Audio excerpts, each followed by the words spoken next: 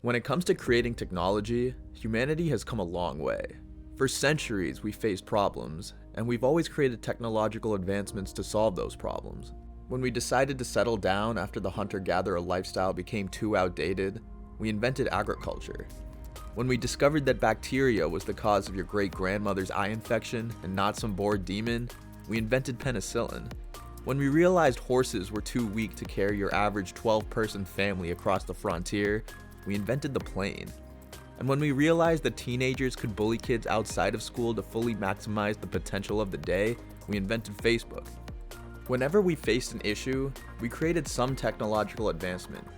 An advancement that miraculously beat nature. See, agriculture allowed us to create foods that are better tasting, more nutritious, and frankly better looking than anything nature created in the past. Antibiotics allow us to fight pathogens that have spent eons evolving to kill us. Planes allow us to travel vast distances within hours that a caveman couldn't have crossed in his entire lifetime. And social media allows us to communicate with people across the world in an instant. So yeah, humans are pretty good at beating nature whenever we need to solve a problem. And now a new problem has arisen, a consequence of our own advancements: climate change. And in our attempts to fight climate change, we've realized that we need to find ways to harness renewable energy. And there's no better source of renewable energy than the sun. The sun, the primary source of energy for almost all life on Earth. Even the energy from that chicken wing you're eating originally came from the sun. That chicken got its energy from some plants, and those plants got their energy from the sun. So if the sun is what fuels all life on Earth's surface, why don't we try taking a stab at it and harness the sun's energy ourselves? After all, we've always been so good at beating nature, so can we capture the sun's energy better than nature? In a contest between our best solar panel and nature's best photosynthesizer, who wins?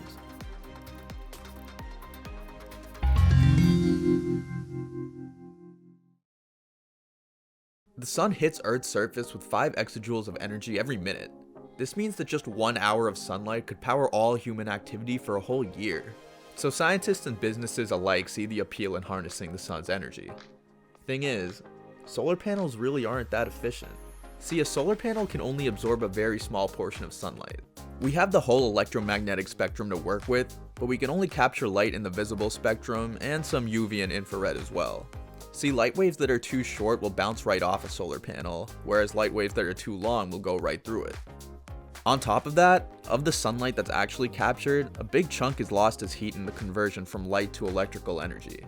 So after all this, only 20% of sunlight ends up being converted to electricity. And then another 2% is lost due to the absorption in the chemical makeup of solar cells. Okay, so let's look at master race plants. Sad. That's right, folks. Even our inefficient solar panels are 10 times better at converting sunlight into energy than a redwood. Even the very first solar panel is more efficient than photosynthesis, which by the way was invented in 1894. So this isn't even a contest. Like, the solar panel is Muhammad Ali, and the tree is like Shane Dawson's unfortunate cat. But why? If plants are trying to get as much energy as possible, why are they so inefficient at turning sunlight into energy? Well, there are a couple of reasons.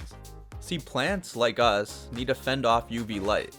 And since they don't have the luxury of sunscreen, they do this by having a special coating that can specifically reflect UV light.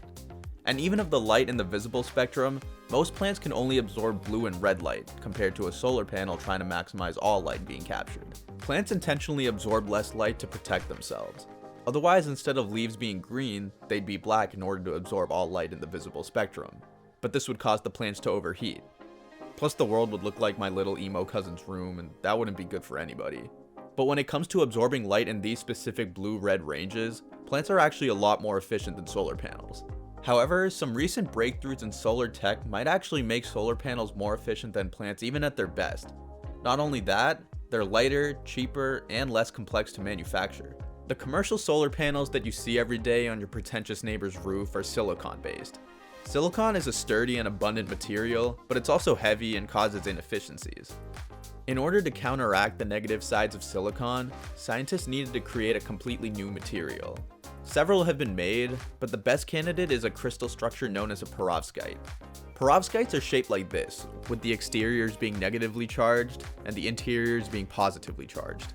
They can actually be made from several different materials as long as they stay consistent with this shape and charge. Now, in terms of building them, they need less than 1% of material compared to that of conventional solar panels. Not only does this make them a lot cheaper to produce, but also much better for the environment. These perovskite cells are so light that they can float on a bubble. That also means you can put them in places where you couldn't put silicon-based solar panels, like the exterior of all buildings, cars, roads, and even planes. And to the main point, perovskites are also a lot more efficient than traditional solar panels, and this is because they can absorb a greater part of the electromagnetic spectrum. In silicon-based solar panels, all wavelengths of light result in the same amount of energy being produced, meaning that a high-energy photon gives the same amount of energy as a low-energy photon, with the excess energy being wasted as heat. With perovskites, these higher energy photons can be absorbed, making them much more efficient. So all in all, while silicon solar panels have an efficiency of up to 20%, perovskites have an efficiency of 30%, and in the best conditions, even up to 40%. This is amazing news, and it means that once again, humanity has miraculously beat nature at its own game. Now we just have to beat ourselves. That being said, we're making incredible progress and we might just win this battle as well. Thank you guys for watching. If you liked the video, please like and subscribe, and I'll see you in the next one. Peace!